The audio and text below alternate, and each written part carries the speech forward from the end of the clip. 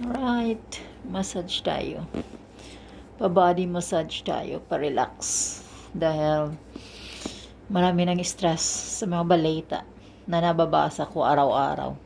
Hindi araw-araw oras-oras Nakapanggigil na talaga ang sitwasyon ng Pilipinas habang si Bangag Marcos Adik ang nasa president ngayon.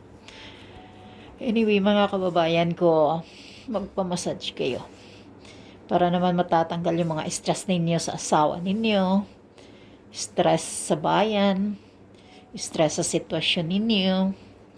Kasi sa lahat ng mga sakit, number 1 ang stress ang nagbibigay ng sakit sa katawan ninyo. Sa katawan natin. Kaya kailangan alagaan natin yung katawan natin. Dahil isa lang ang katawan natin.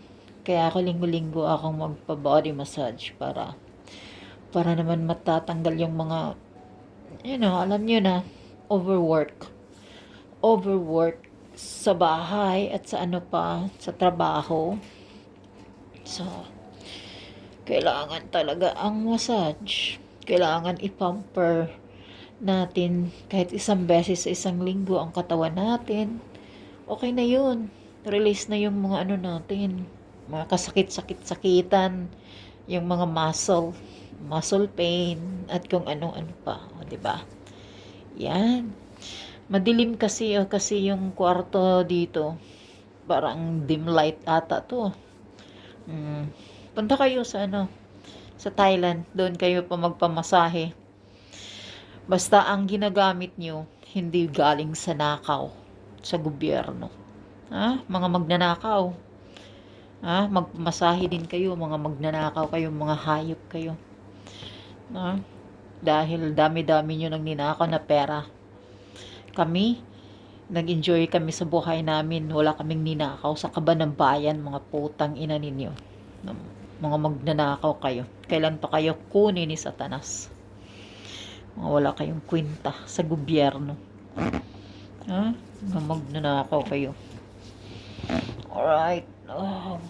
Ang ganda ng massage. Very nice. Very nice massage.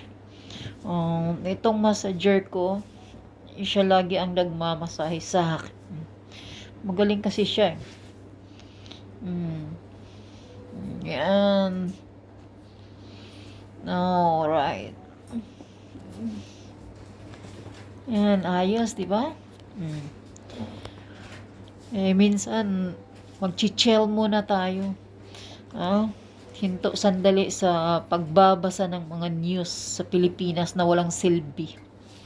Puro pagnanakaw. Daming naghihirap.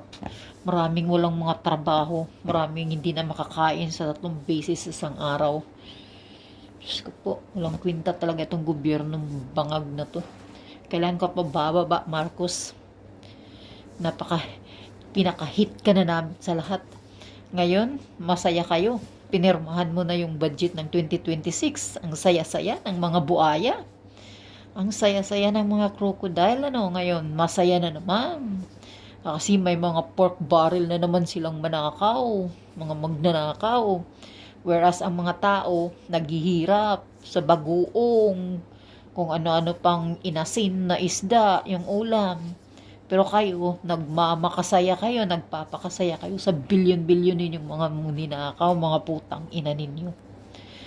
Kaya nga yun lagi ang wish ko sa inyo. Habang kumakain kayo, sana bilaukan kayo, mga putang ina ninyo.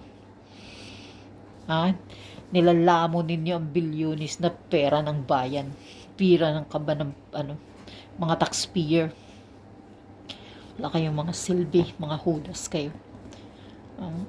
Masaya na kayo ngayon sa 2026. Ikaw Bangag, Marcos, masaya ka na. Dahil may ma-insertion na naman kayo. May mga na naman, mga pinapasok na naman kayo.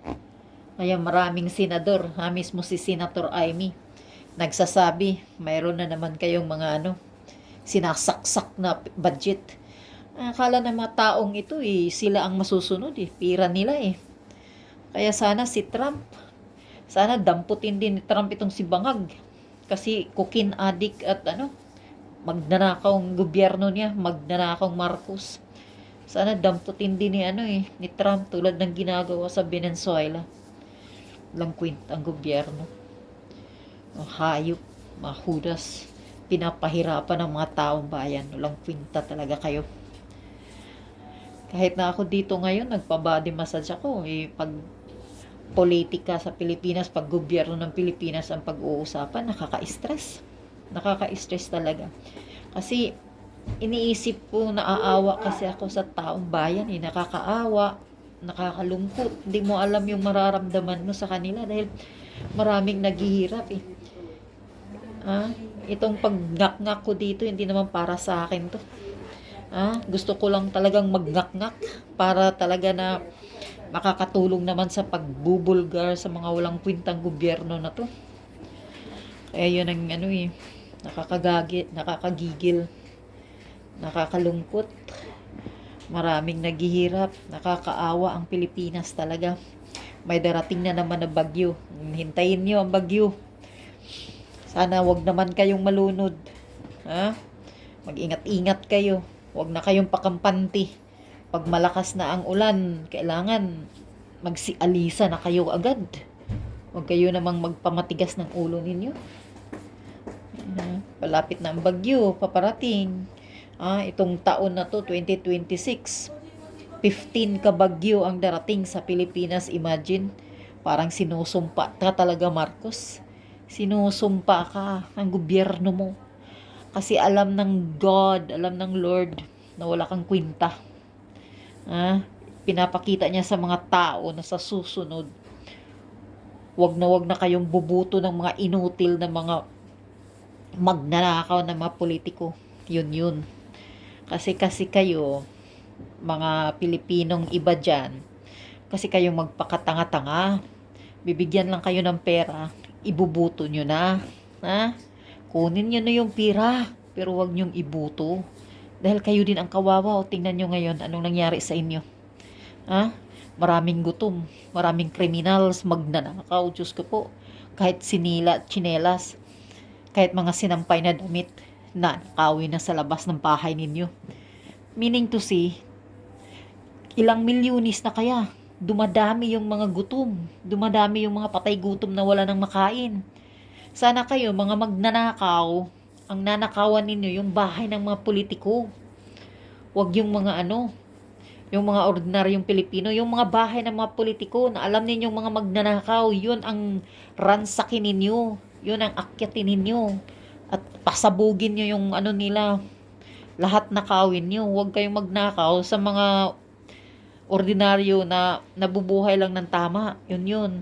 Wala kayong kwintang magnanakaw din damayan din ninyo, idadamay nyo yung mga walang kwintang politiko, yun ang nanakawan ninyo. Ay, mga putang ina. Sige na nga. Kasi parang tinatakpan na ako. Oo. Ang sarap ng niya. She's a good massager. She massage very nice. Okay. I like it.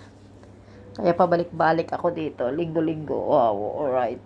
Okay, bye-bye. Ingat kayo. May darating na bagyo.